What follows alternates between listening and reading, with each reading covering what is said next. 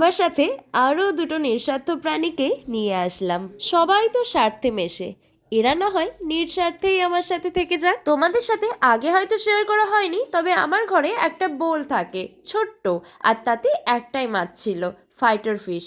তো ও একজন আমি একজন, দুজনে বেশ ভালোই দিন কাটছিল। তবে মাঝখানে ও আমার সাথ ছেড়ে দেয়, তারপর আর ওর জায়গায় আর কাউকে আনা হয়নি। তাই এবার ভাবলাম একার জীবনে দোকা কাউকে আনা যাক, মানে এই গোল্ড ফিশ দুটোকে এবার নিয়ে এসেছি, সাথে তাদের ফুল সেট আপ, আর সাথে নিয়েছিলাম একটা ছোট্ট স্নেক প্ল্যান্ট আমার ঘরে রাখার জন্য।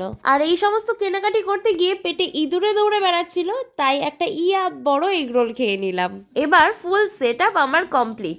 এবার তোমরাই বলো কেমন লাগছে। গোল্ড ফিশ দুটোকে আলাদা রেখেছি, আর ওই যে ফাইটার ফিশ, ও তো একাই থাকে, তাই ওকে একটা আলাদা জায়গা করে দিয়েছি। ঠিক আছে, আজ তাহলে আসি, দেখা হচ্ছে পরের ভিডিওতে। টাটা।